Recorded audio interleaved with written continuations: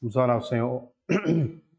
Pai Santo, querido Deus, nós somos gratos, Senhor, pela Tua misericórdia, porque Tu tens sido um Deus bom para conosco. Bendito seja o Teu nome, porque a Tua mão sempre esteve estendida sobre a nossa vida, nos guardando, Senhor, desde o ventre da nossa mãe. Com o Teu propósito, o Senhor nos guiou, nos protegeu. E se estamos aqui, é porque o Senhor nos sustentou. Nós pedimos uma bênção agora para cada um de nós. Que o Senhor tenha misericórdia das nossas vidas, perdoando os nossos pecados, as nossas falhas. E que o Senhor, nesta hora, possa abrir, Senhor, o nosso entendimento, para que nós, como igreja, possamos entender a Tua palavra, aquilo que Tu queres falar conosco. Nos dá, Senhor, entendimento, nós oramos no nome de Jesus. Amém. Vamos sentar. O Evangelho de Lucas, vamos abrir, capítulo 1.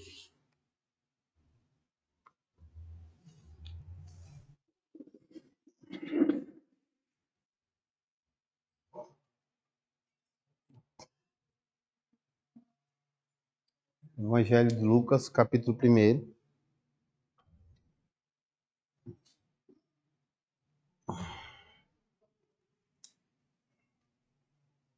Nós vamos ler o verso 1 até o verso 4. Depois a gente segue. Diz assim a palavra do Senhor: Muitos já se dedicaram a elaborar um relato dos fatos que se cumpriram entre nós, conforme nos foram transmitidos por aqueles que desde o início foram testemunhas oculares e servos da palavra. Eu mesmo investiguei tudo cuidadosamente, desde o começo, e decidi escrever-te um relato ordenado, ó excelentíssimo Teófilo, para que tenhas a certeza das coisas que te foram ensinadas. Amém. Meus amados, veja só, a nossa proposta é até o Natal a gente está trazendo os relatos bíblicos, um pouco de cronologia do nascimento de Jesus. Tentar, com os irmãos, ver a proposta, o que é que fala os evangelhos a respeito de Jesus. E a gente vai pegar um evangelho, corre por ele, e aí, no outro evangelho, e a gente vai tentar, até o final do ano, ficar vendo essa parte. A gente não vai fazer uma cronologia no que diz respeito a datas, né? Por exemplo, Jesus nasceu, está lá em Mateus capítulo tal, em Lucas capítulo tal. Não, a gente vai pegar o livro, o Evangelho, e vai fazer uma exposição, e falando versículo por versículo até chegar na questão do nascimento de Jesus. Isso para quê? Para que a gente tenha uma ideia mais abrangente de como os evangelhos apresentam esse nascimento de Jesus. Tem fatos, irmãos, que estão elencados no livro de Mateus, que não estão em Marcos, que não estão em Lucas e que não estão em João. Então a gente vai aprendendo, quando a gente for meditando nesses evangelhos, tem coisas que são ditas aqui que não são ditas acolá. E aí tem uma lição para nós já de antemão, diante disso que eu já falei. Então, quando você for estudar a Bíblia, a palavra de Deus, principalmente nos evangelhos, conduto sine qua non, é necessário que você, quando se deparar com um texto, você verificar na perícope do texto, ou seja, naqueles números, sempre perícope é um pedaço de um capítulo, pode ser um capítulo e meio, 2 capítulos, mas sempre introduzido por um tema. Você pode olhar, na minha Bíblia tem assim, introdução. No seu pode ter outra coisa. Tem o quê? Prefácio. Pronto. E aí ele vai até o 4. Do 5 em diante, a minha perícope abre o seguinte: o nascimento de João Batista é predito. Zacarias e Isabel. Esse, só para deixar claro uma coisa para vocês entenderem. A abertura das perícopes, que são esses pedaços, esses blocos, que são separados para dividir, para estudar. Essas perícopes, essas separações não são de origem, posso dizer assim, da Bíblia. Isso foram os tradutores da Bíblia, que na hora de traduzirem a Bíblia, na versão Almeida, na versão internacional, eles, quando estudaram a Bíblia, eles disseram, esse assunto aqui é interessante. Eu acho que a ênfase aqui é falar sobre Isabel. As pessoas que falaram aqui no livro de Lucas, na NVI, que é a versão que eu tenho utilizado, ela fala o nascimento de João Batista predito. Então a gente precisa entender que essas perícopes, ou esses nomezinhos pretos que tem, separando os blocos, ele não é que Deus fez aquilo ali. Aí tem uma questão interessante, né? Quantas vezes você, ao estudar a Bíblia, assim, você pegou, abriu o texto, assim, botou o dedo, caiu nela e você pensou que era Deus falando. E não tem nada a ver. Ali não é Bíblia, certo? Ali é divisão em tópicos que a pessoa que fez a versão da Bíblia resolveu estudar ou verificar aquela perícope daquela forma, certo? Não é inspirado pelo Espírito Santo. Eu falei, é o tradutor que foi lá e colocou a opinião dele, o que era a ênfase daquele. Isso.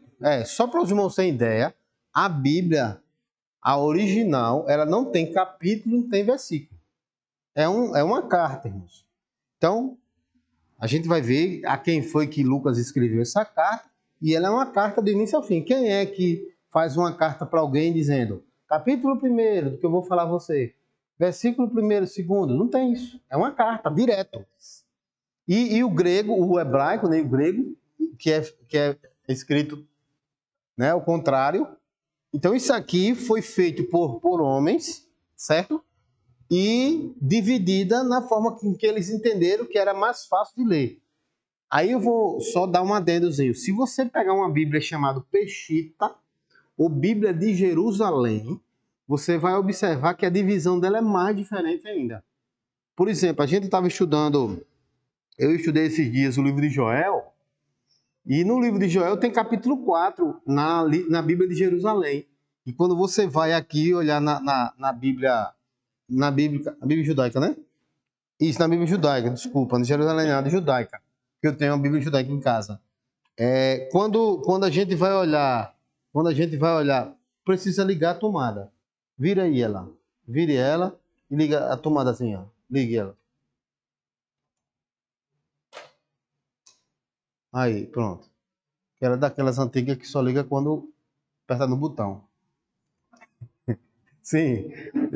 A Bíblia judaica, aí ela tem o capítulo 4 de Joel. Não é que houve um acréscimo de mais um capítulo. É que na divisão dos capítulos, ele resolveu tirar parte do capítulo 3 e transformar no capítulo 4. Mas isso aí não quer dizer nada. O conteúdo é o mesmo, só a divisão que é diferente, certo? Isso é bom a gente aprender. Ele achou por bem separar, porque ficaria mais esclarecido, certo? Então, aí a proposta nossa é estudar essa história de Cristo aqui para a gente verificar qual o evangelho fala sobre isso e sobre aquilo e aquele outro não. Antes de entrar, certo, sobre o estudo, a gente vai fazer uma questão aqui. Vem cá, eu vou fazer uma pergunta aos irmãos. Quem disse para você que esse evangelho é de Lucas? Que esse evangelho é de Lucas?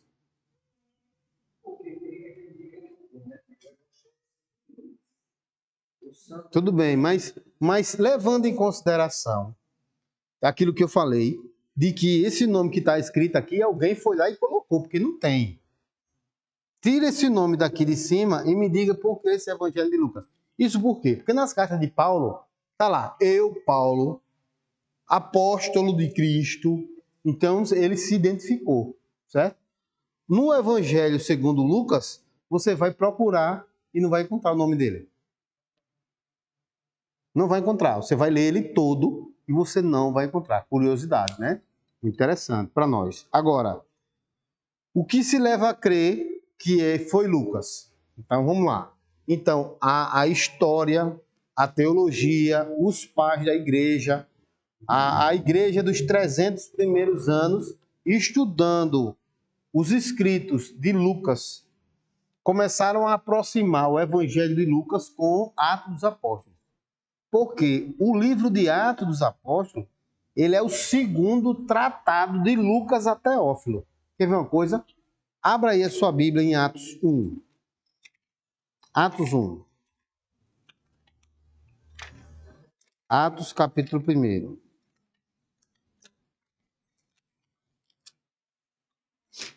Vamos lá. Ó. Em meu livro anterior, Teófilo, escrevi a respeito de tudo que Jesus começou a fazer e a ensinar, até o dia em que foi elevado aos céus, depois de ter dado instruções por meio do Espírito Santo aos apóstolos que havia escolhido. Então, alguém disse assim, Teófilo, no primeiro tratado, eu falei sobre Jesus.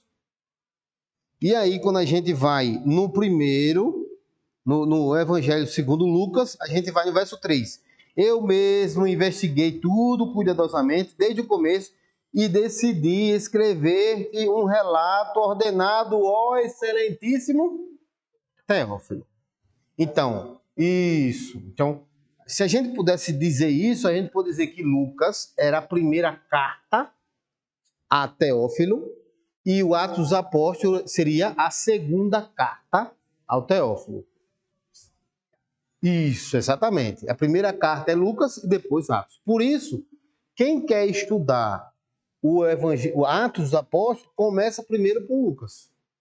Porque você vai entender, aí quando fizeram a comparação da forma, da linguagem, da escrita, verificaram que se tratava da mesma pessoa. Certo? Se tratava da mesma pessoa. E aí, outros escritos vieram todo mundo a dizer quem escreveu foi Lucas. Por quê? Por conta da erudição pela qual foi escrito o livro, o Evangelho de Lucas e o Atos dos Apóstolos. Para os irmãos terem uma ideia, esses 4 versículos que nós lemos, que é Lucas, capítulo 1, do versículo 1 ao versículo 4, é o do grego mais excelente, mais maravilhoso, mais erudito, escrito na Bíblia como um todo, especialmente, né? O Novo Testamento, que o Novo Testamento é grego, que contém esse Novo Testamento. Então, quando for analisar, viram só, olha, isso aqui não pode ter sido feito por um pescador. Isso não pode ter sido feito... Aí, o que foi verificado? Peraí, quem é que estava no rol ali? Lucas. Lucas é doutor, médico, certo? E como ele era médico, agora passam os irmãos, ele é médico do tempo de quem? Porque é interessante falar que Lucas não viu relatos, ele não estava no batismo de Jesus, ele não presenciou nenhum milagre de Cristo, ele não viu ressurreição de Jesus, ele não estava em canto, não estava no batismo com o Espírito Santo, dos 120, não estava lá. Lucas foi salvo quando? Depois. Lucas é conterrâneo de quem? De Paulo, exatamente. Lucas, o médico Lucas, é conterrâneo de Paulo. Inclusive, na primeira prisão de Paulo, Lucas era uma das pessoas que ia lá visitá-lo. Companheiro. É isso, mas o texto vai falar sobre isso onde? Vamos lá. Colossenses 4,14 diz assim, abra aí a sua Bíblia. Colossenses 4,14, ele vai dizer assim, diz assim, Lucas, o médico amado, e Demas enviam saudação. Então aqui a gente diz que esse Lucas, por que a gente diz que Lucas é médico? Por causa de Colossenses 4,14. Lucas, o médico amado, certo? Depois tem outra referência a Lucas que é em Filipenses,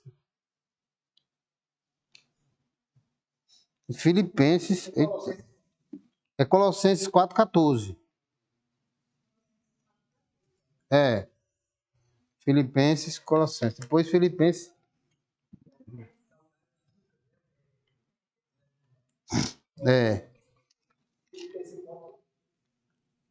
Rapaz, eu coloquei 4,2 aqui, mas eu acho que não é não. Ó. Mas Mas eu acho para os irmãos.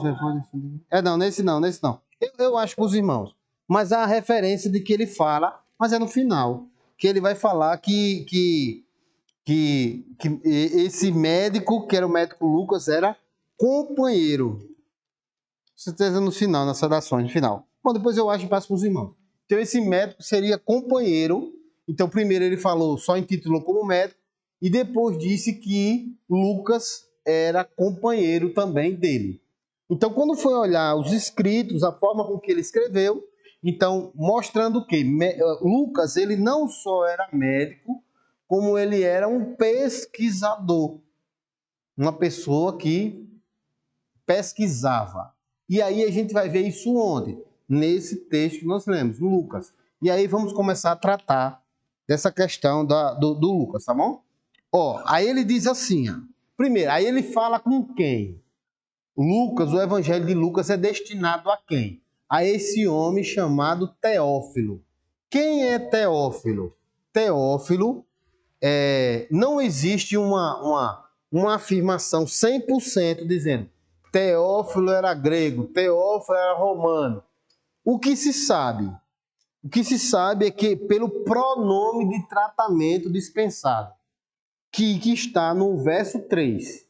No meu verso 3 diz assim, escrever-te um relato ordenado, ó excelentíssimo Teófilo. Certo? Na de vocês tem qual pronome de tratamento aí? Excelentíssimo? Excelentíssimo? Pronto. Então, a gente já sabe que quando a gente... Excelente, né?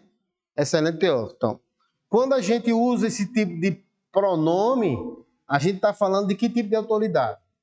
Autoridade superior. A gente está falando de juiz. Há quem diga que Teófilo era de um cargo elevado. Dizem que Teófilo ele era o chefe da guarda, de toda a guarda do Império Romano, tinha um cargo num altíssimo escalão lá no Império Romano, certo? E aí, pronto, então a gente já sabe quem escreveu, que seria Lucas. A gente já sabe que Lucas não acompanhou Jesus.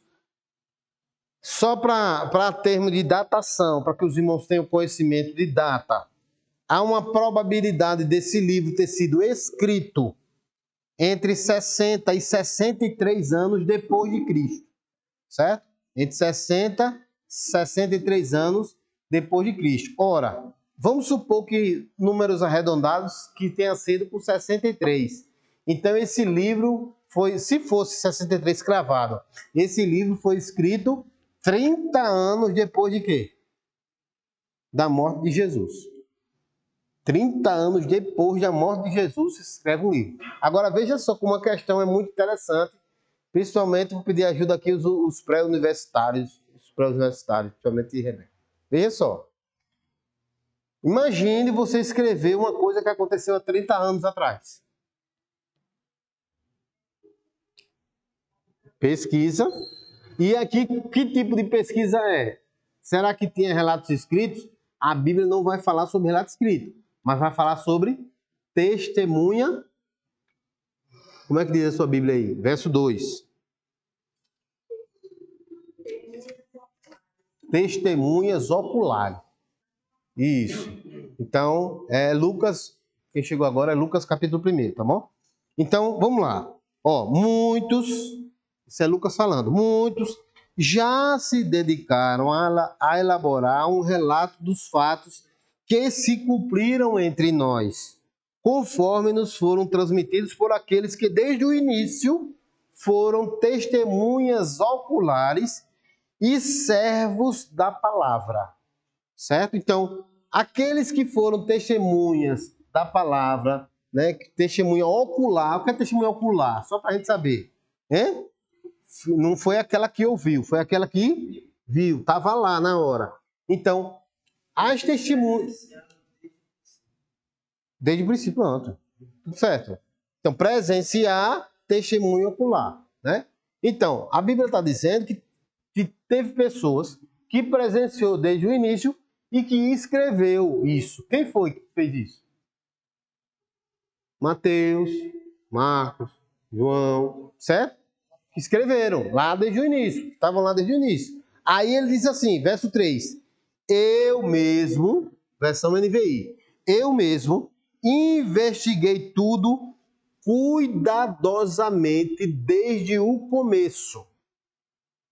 E decidi escrever-te um relato ordenado. Como é que diz? Tem outra versão aí. Por escrito, né? Colocar em ordem por escrito. Mas tem uma versão diferente aí. Exposição em ordem. Não, mas é assim, exposição, mas... Leia aí o verso 3. Põe em ordem.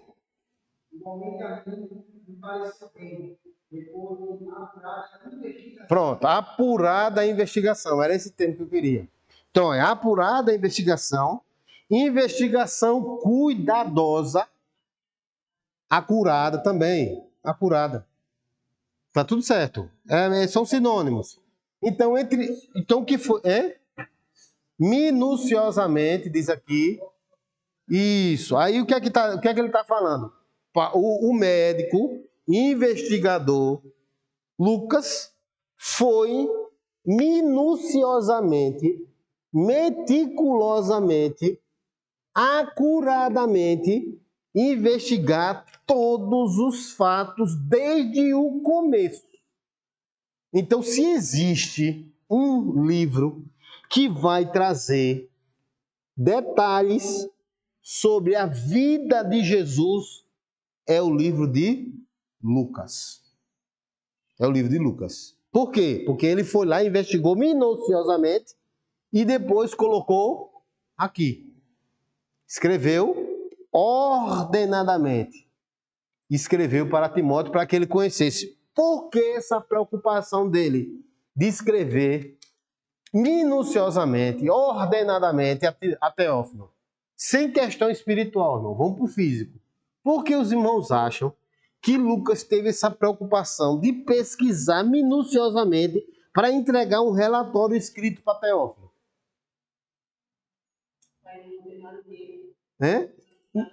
Por quê? Não, sim, é responsabilidade para não ser mentiroso, mas por quê? Tá escrito aí. Tá tudo certo.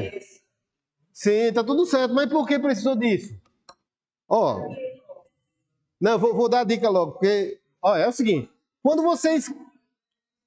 Como? Como é, não entendi, não. Quem? Pronto, exatamente. Quando você escreve pro vizinho, você, tá tudo certo. Mesmo sendo verdade. Você bota qualquer coisa.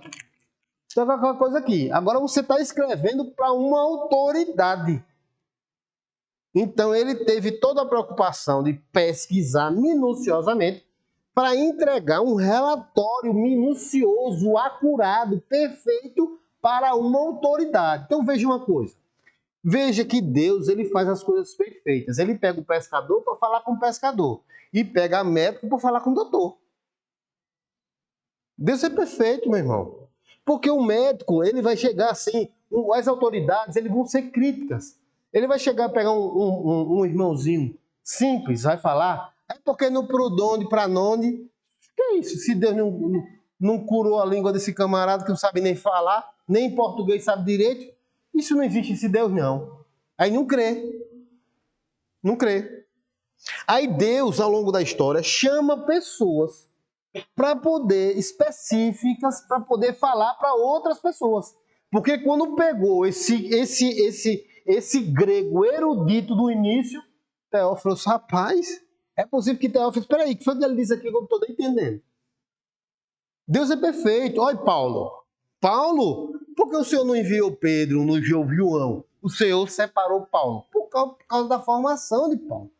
Vocês vão ver, irmãos, nas cartas de Paulo, Paulo falando com os estoicos, com filósofos, com sofistas. Ele debatendo filosofia com as pessoas. Então ia falar com quem? Pescador? Pescador não, eu pesquei um peixe e está tudo certo. E isso tinha, era do tempo dele lá. Era do tempo dele lá. E aliás, Teófilo foi. Diz a história de que Teófilo foi convertido por Paulo. Foi Paulo que levou a palavra para Teófilo e Teófilo se converteu. Certo? Então veja, então Deus faz as coisas perfeitas, irmão. Então, Deus separa. Não é, irmãos, veja só. Não exclua o poder de Deus na vida de uma pessoa simples falar para doutor. Não estou dizendo isso. Eu estou dizendo aqui de um fato registrado na palavra. O Senhor separou um médico para falar com autoridades, com excelências. Assim como separou Paulo também para falar com... Isso. Isso. Coloca. Assim também como o Senhor pode pegar uma pessoa simples e falar para um grande e falar errado e ser o salvar. E dar o recado, né? E a gente não exclui o milagre. Certo? Só que a pedagogia de Deus, a gente está vendo aqui que existe um milagre que é exceção. A regra é Deus chamar pessoas para falar. Certo? Isso aí é a exceção. Agora, por que ele escreveu para Teófilo? Para que, isso aqui é o objetivo, verso 4. Então ele escreveu para quê? Então por que ele escreveu? Para que tenhas a certeza, plena certeza das coisas que te foram ensinadas. Instruído, em que você foi instruído. Então, Teófilo já era convertido ou não? Já era convertido, já tinha conhecimento, ele foi instruído. Então ele disse, olha, eu vou escrever, não se preocupa não, eu vou fazer um trabalho minucioso, vou fazer uma monografia aqui, minuciosa, acurada, com todos os detalhes, para que você tenha certeza daquilo que você foi instruído. Então ele foi instruído por Paulo, você vai ter certeza agora, não se preocupa não. Foi lá, fez um relatório todo direitinho, que é o Evangelho segundo escreveu Lucas, e deu para ele. O primeiro tratado de Lucas é o Evangelho de Lucas. Aí entregou para ele. Ou seja, ele estava, veja aí que o médico Lucas já está tratando agora de quê? Ele está não no ofício de médico, ele está no ofício do reino, porque ele vai pesquisar para poder entregar para a pessoa um tratado, um evangelho, para que essa pessoa não tenha dúvidas da palavra que recebeu. Queridos, isso aqui é que é o evangelho. O evangelho é você ensinar as pessoas. Entenda uma coisa, irmãos. Olha, o evangelho é composto na nossa vida de duas partes. Às vezes a gente busca muito a primeira parte e esquece da segunda. Qual é a primeira parte? A primeira parte do evangelho é da tua salvação, da tua bênção, da tua renovação, da tua restauração, da tua bênção. Essa é a primeira parte do evangelho. Da tua santificação, da tua vida de oração, do teu devocional com Deus. Mas essa é a segunda parte. A segunda parte é servir o outro. É a segunda parte do evangelho. Ide e pregai. É a segunda parte. Carregai as cargas uns nos outros. É a segunda parte. A instituição dos diáconos para ir, né, visitar as viúvas, órfãos e enfermos. É a segunda parte. Veja que é a segunda parte. Então tem uma primeira parte que é comum a todos, que nós buscamos, está tudo certo, está tudo muito bem. Mas tem a segunda parte. A segunda parte aqui é que Lucas está fazendo desse evangelho, se preocupando em fazer um relatório minucioso para dar uma autoridade para que ela não tenha dúvida do evangelho que ela recebeu. Isso nos leva a entender o seguinte: quanto mais estudo a pessoa tem, mais cética ela vai ser sobre o assunto do evangelho. Ela não vai crer em tudo que você ensinou, não. Você chegar e vai dizer, olha, na igreja alguém chegou e aconteceu, a pessoa vai olhar assim. Certo. Porque ela é mais ciência. Ela precisa de prova. Ela precisa de texto que comprove. Quem foi que disse isso? Disse por quê? Onde é que está? Então veja da responsabilidade que a gente tem de saber, irmãos. Olha, deixa eu dizer uma coisa para os irmãos. Em nome de Jesus. Leia a Bíblia para saber. Ele examinou tudo desde o início.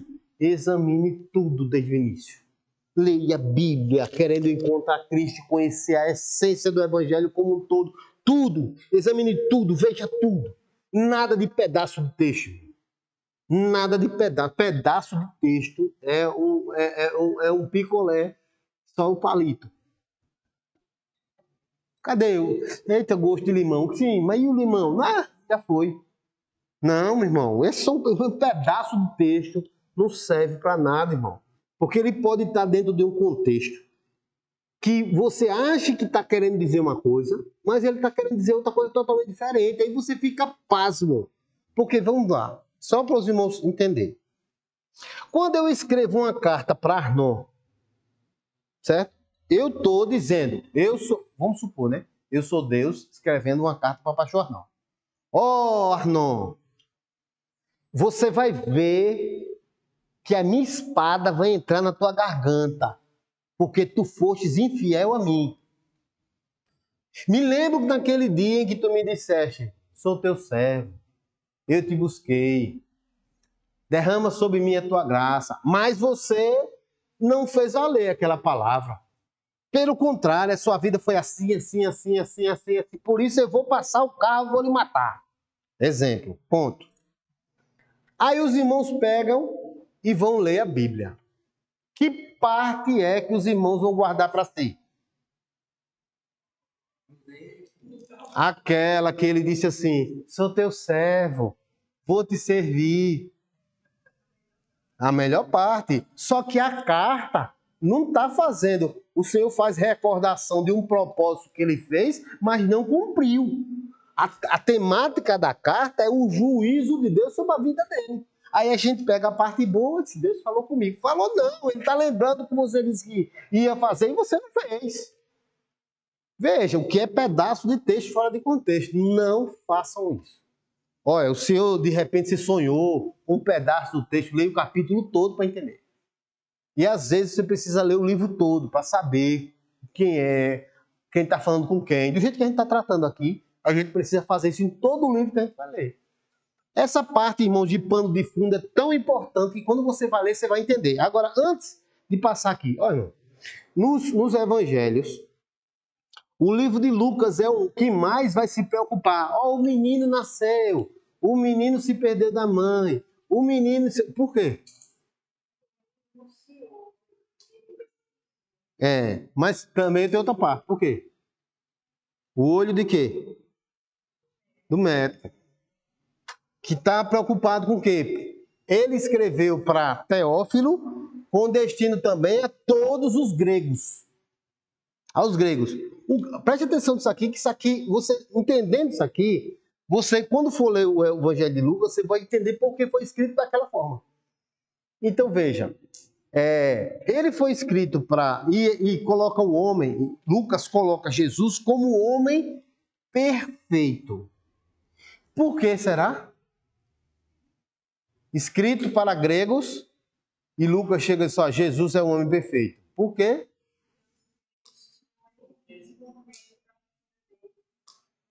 Sim.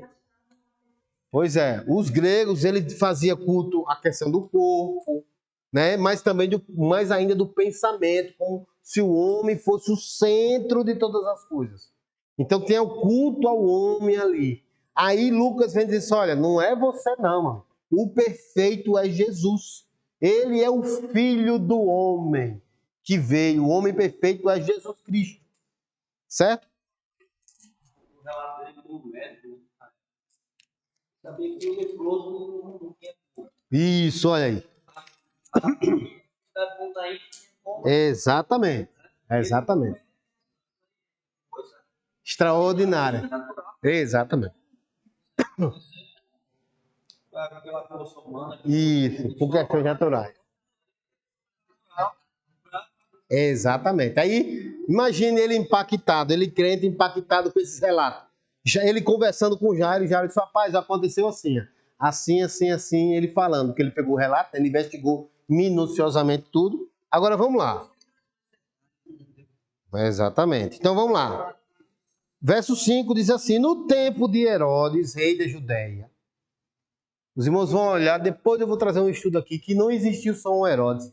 Esse Herodes aqui é um, o Herodes da condenação de Cristo é outro, já é filho desse aqui.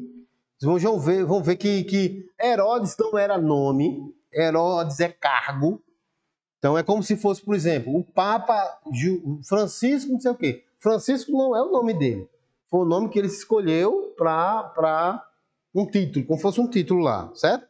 Então, no tempo de Herodes, rei da Judéia, havia um sacerdote chamado Zacarias, guarda esse nome aqui, que pertencia ao grupo sacerdotal de Abias. Isabel, sua mulher, também era descendente de Arão. Para aqui. Então, vê só, Zacarias e Isabel. Os dois, um diz que é da turma de Abias e de Arão, mas todos os dois eram da linhagem de Arão. Todos os dois. Então, a descendência de Arão foi separada por Deus para gerar o quê? Sacerdotes. Então, Deus separou de Arão, né, a descendência dele, para que os sacerdotes viessem da linhagem de Arão. Então, nós temos uma pessoa que é da linhagem de Arão, Zacarias. E nós temos Isabel, que eram da linhagem também de Arão. Então, tudo era perfeito para nascer quem? Um sacerdote. Então, estava perfeito, casadíssimo, perfeito. Aí nasce outra pessoa que não vai ser sacerdote. Daqui a pouco a gente fala, certo? Então, Isabel, sua mulher, também era descendente de Arão. Ambos eram, olha só, verso 6, justos aos olhos de Deus, obedecendo de modo irrepreensível a todos os mandamentos e preceitos do Senhor. Olha só, na pesquisa que ele fez, ele pôde constatar isso. Aí o verso 7 diz, mas ele não tinham filhos, porque Isabel era estéril e ambos eram de idade avançada. Então, veja só. Olha que isso aqui é fantástico. Se você não fizer uma aviãozinha, der um claro, glória a Deus aí.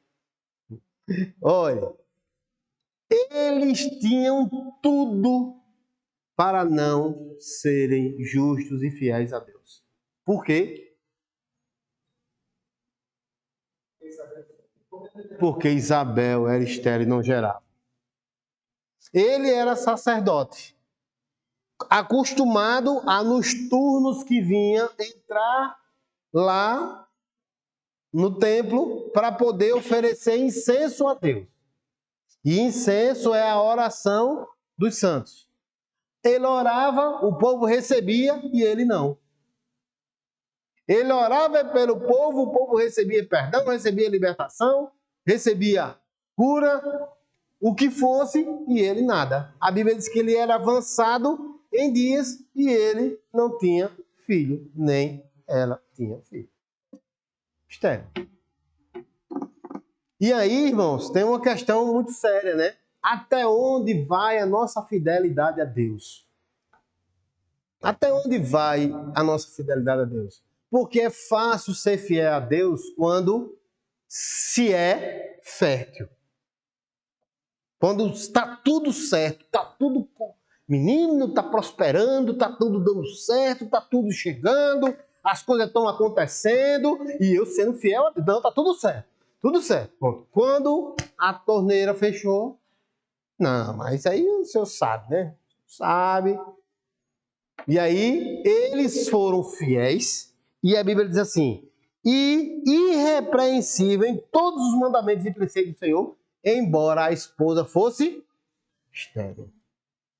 Esse é o desafio que nós temos que ter. Ser fiéis, independente das circunstâncias que venham sobre nós. Segue-se dizendo, e já eram de idade avançada. Não. Certa vez, estando no serviço do seu grupo, então eram separados os grupos de sacerdotes para poder servir. E aí esses grupos serviam em 2 semanas do ano. Então, no ano, o grupo de sacerdotes servia no templo, certo? Então, quando se foi separado esse dia, ele foi escolhido por sorte. E outros aí?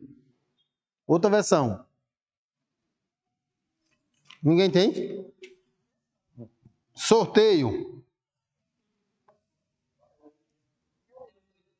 Verso 9. Ele foi escolhido por sorteio de acordo com o costume do sacerdócio para entrar no santuário do Senhor e oferecer incenso. Pasmem os irmãos. Preste atenção no que eu vou dizer aqui. Ele foi escolhido por sorteio. Veja. Sorteou, foi o nome dele. E ele foi usado. E era de costume do sacerdote fazer isso. Qual é o problema disso? Nenhum. Sorteou, caiu, pronto. Vai ser uma bênção, acabou-se. Deus desceu e disse, eis que é o meu servo. Pingava 3 gotas de óleo nele, um anjo chegava com a flauta, tocava, filho lá. Isso é ele. Entendeu? Então, de acordo com o costume, para entrar no santuário do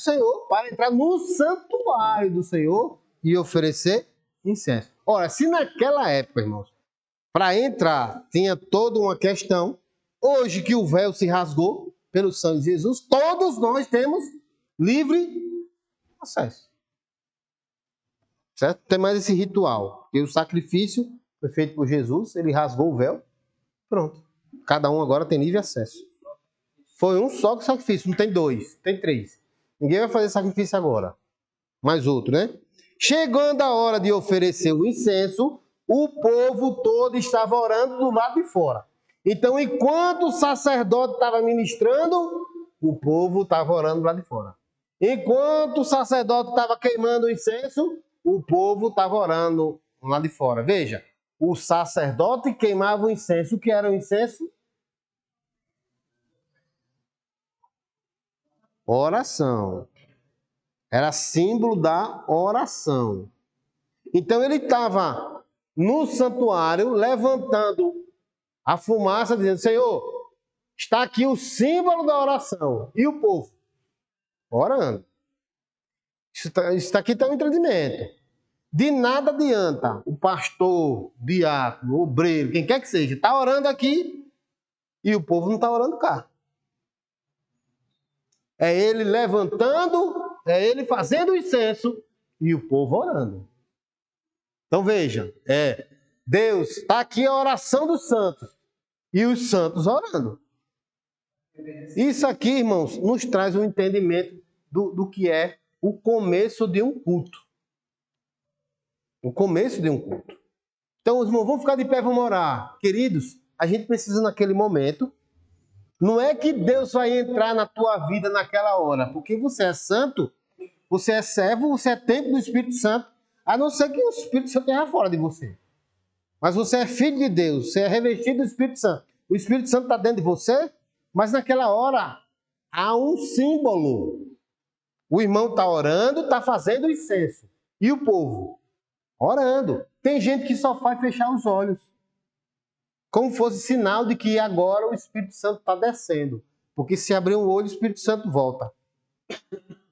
Tem nada a ver. Aqui é um símbolo. Quando vai orar, todo mundo ora. É o sacerdote levantando fumaça e o povo orando. É o sacerdote dirigindo, né, o louvor e o povo orando. É o sacerdote ministrando a palavra e o povo orando. Isso aí é culto, certo? E é isso que estava acontecendo.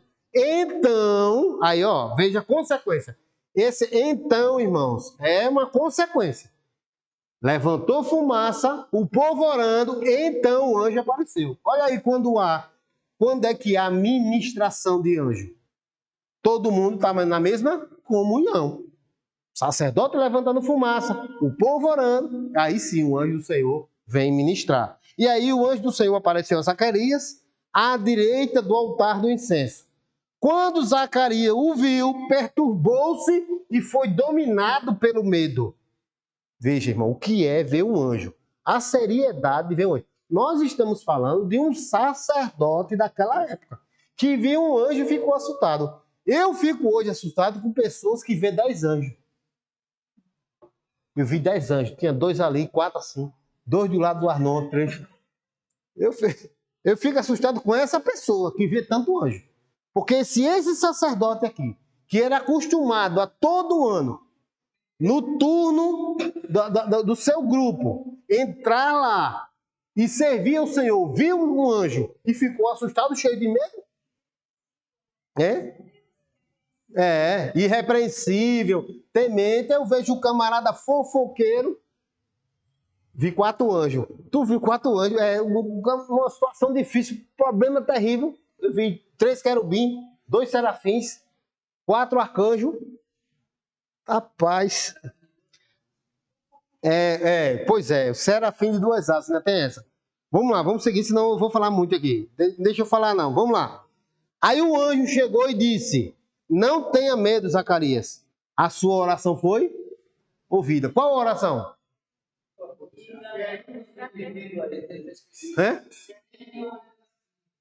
Querendo que a mulher gerasse filho. Ali ele estava queimando o incenso, mas o coração, Senhor. Olha, deixa eu dizer uma coisa, um segredinho para as ovelhas de Cristo.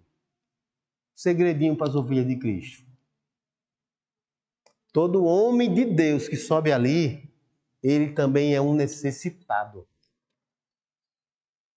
Se qualquer homem sobe ali, pensando que é o tal, pode se preparar.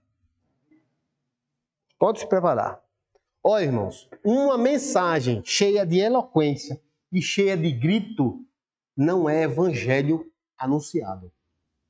Não é, porque eu posso chegar aqui.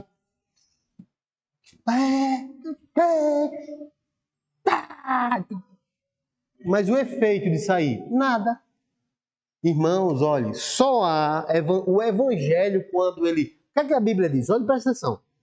Uma coisa é pregar sobre a Bíblia e a outra coisa é expor as Escrituras. É diferente. Pregar sobre a Bíblia, até o ateu vai pregar. Porque o ateu lê muito a Bíblia para ir de encontro a Deus.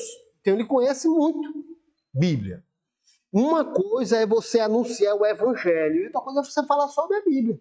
Então eu posso uma pessoa ser muito eloquente, bem estudado, pode ser tudo isso aí, falando sobre a Bíblia, falando coisa bonita de que Jesus é maravilhoso, que ele abre portas, que ele faz milagre acontecer, que ele faz maravilha, que ele está aqui para te abençoar hoje.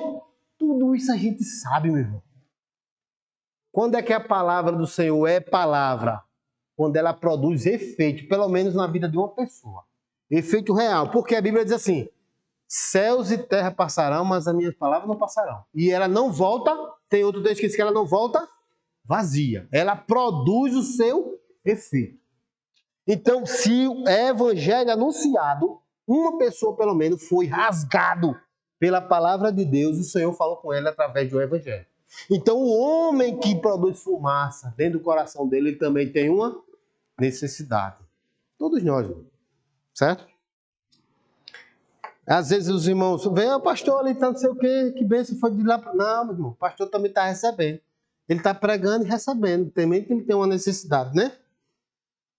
Aí diz assim, ó, a sua oração foi ouvida. Isabel, sua mulher, dará a você um filho e você lhe dará o nome de João. Detalhe, na linhagem dele não tinha ninguém chamado João. Daqui a pouco a gente fala sobre isso. Ele será motivo de prazer e de alegria a você. E muitos se alegrarão por causa do nascimento dele.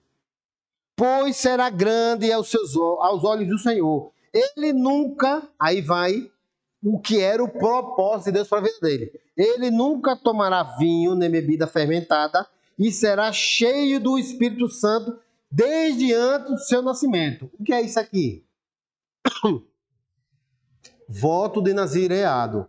Então ele não podia cortar cabelo, ele não podia. Isso aqui, ele só disse dois aspectos aqui. Mas o voto de nazireado, ele não podia cortar cabelo, não podia fazer barba, ele não podia beber bebida forte, mas era um homem cheio do Espírito Santo já no ventre da mãe. E a gente vai ver evidência disso, irmão. Certo? Daqui a pouco a gente vê. Então ele disse que ia ser cheio do Espírito Santo, já no ventre da mãe. Aí os teólogos, viu, Raban? Os teólogos ficam perguntando, será que o menino foi batizado já na barriga da mãe, já que ia ser cheio do Espírito Santo? Entendeu? Como ele seria cheio do Espírito Santo aqui dentro, ele tinha sido batizado com o Espírito Santo. Aí fica dizendo, não é. Vamos lá. Fará retornar muitos dentre o povo de Israel ao Senhor, o seu Deus. Irá diante do Senhor no espírito e no poder de Elias, para fazer voltar o coração dos pais aos seus filhos e os obedientes à sabedoria do justo, para deixar um povo preparado para o Senhor. Então o povo não é para ele. Deixa eu dizer uma coisa aqui para os irmãos. O contexto histórico aqui era terrível do povo de Israel. Estava debaixo do Império Romano, o que tinha de coisa terrível estava lá. Por quê? Agora uma coisa interessante que eu vou falar por quê, né? Interessante. Israel tinha sacerdote na época? Sim ou não? Tinha. Aqui um exemplo, por exemplo, Zacarias. Mas tinha Anás e Caifás. Como é que poderia, ao mesmo tempo, ter dois sumos sacerdotes? Impossível. Tinha um que era só de fato, mas não era direito. Tinha outro que era direito, mas não era de fato. Estava uma bagunça a religião na época. Moralmente terrível, porque Deus deixou de falar. Deixou de falar. Desde Malaquias até isso aqui, Deus não estava falando com o homem, não. Esse anjo aparecendo para falar é o começo da história de que Deus está começando a se manifestar para o homem. Entendeu? Então a religião estava totalmente terrível. O povo romano é interessante. O povo romano conquistou a terra, mas não colocou a língua como nação para ensinar, porque a língua aqui era para ser latim. Porque não estava debaixo do Império Romano, era para ser latim. Mas não, ele conquistou, mas deixou a língua de quem? Dos gregos, que é a língua de onde? Da cultura. Tava um negócio assim, irmãos. Olha, a religião estava terrível. O povo só queria, as autoridades só queriam saber de poder. Tanto é que quando Jesus nasce, Herodes diz o quê? Onde é que está Jesus que eu quero ir adorar? Mas queria o quê? Matar. Tu queria dizer o quê? É tudo dinheiro, né? Ó, irá diante do Senhor no espírito da. Aí Zacarias, verso 18, perguntou ao anjo: como posso ter certeza disso? Sou velho e minha mulher é de idade avançada. E o anjo respondeu: sou Gabriel, o que está sempre na presença de Deus. Fui enviado para transmitir a vocês essas boas novas. Agora você ficará mudo. Não poderá falar até o dia em que isso acontecer, porque não acreditou ou creu em minhas palavras, que se cumprirão no tempo oportuno.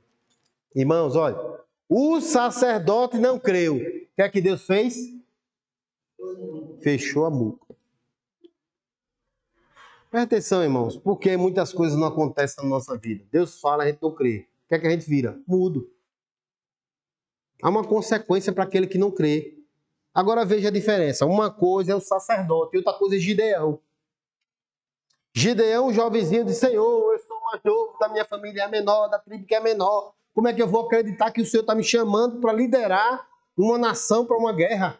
Faz o seguinte, Senhor. Olha, no meu eirado, eu quero que esteja todo molhado e a lã seca pela manhã. Aí ele foi dormir, chegou de manhã, chegou lá, o eirado todo molhado e a lã seca. Esse Senhor, não se ire contra mim. Faz o seguinte, no outro dia, eu quero que o eirado esteja seco e a lã molhada. Tá bom, tá bom. Aí foi dormir. Aí no outro dia, Senhor, olha, não leva mal não. Eu quero que... Aí começou a testar. Isso está falando, veja a diferença.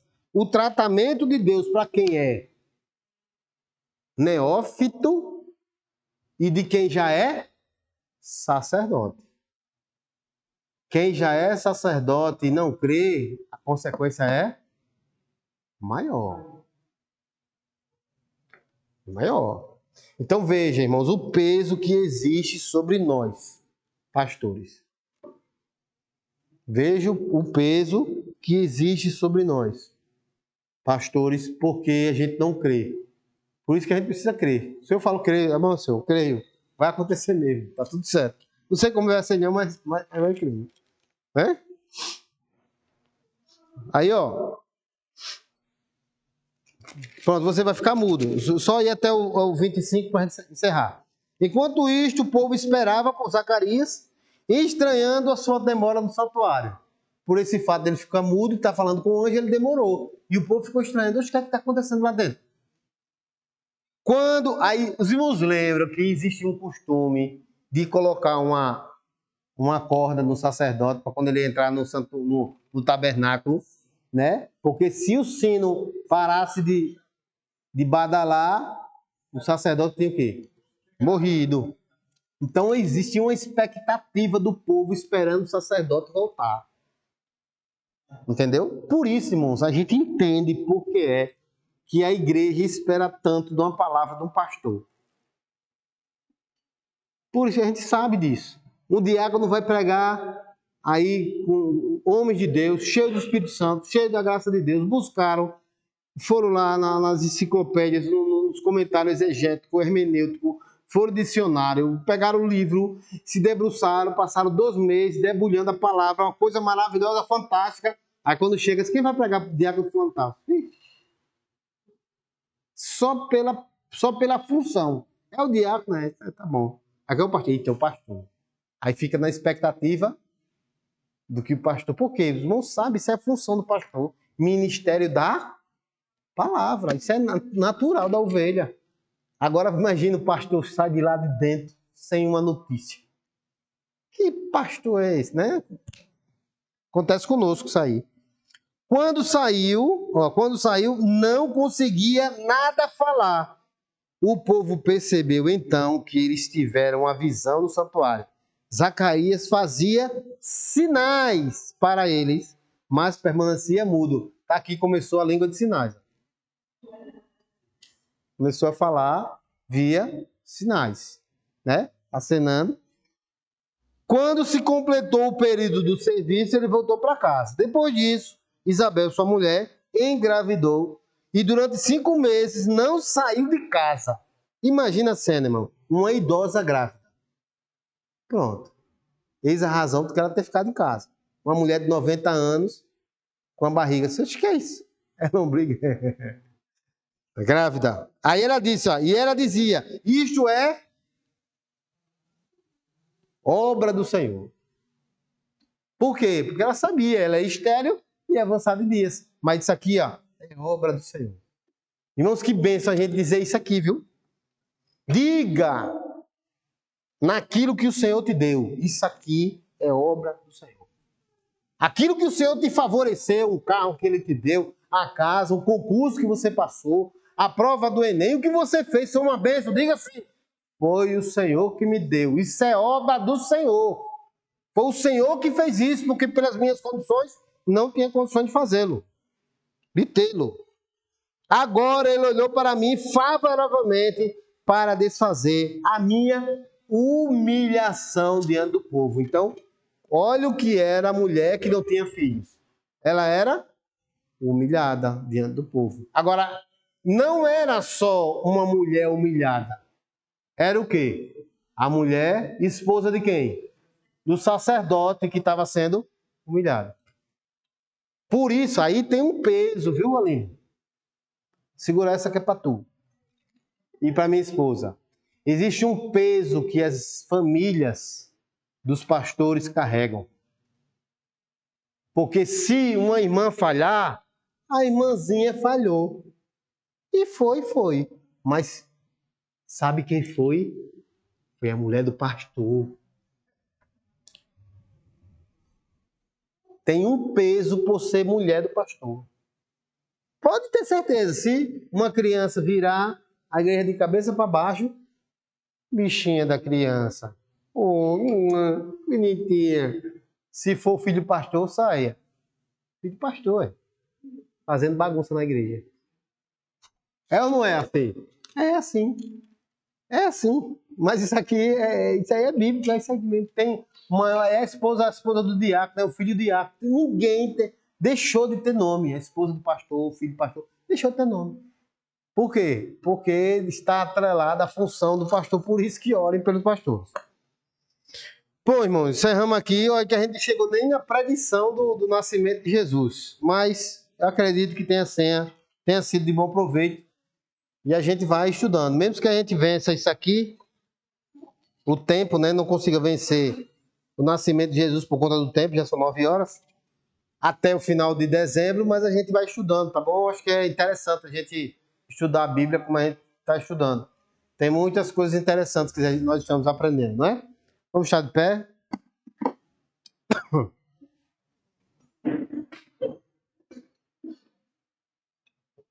Ô, pastor, não, por favor, faça uma oração.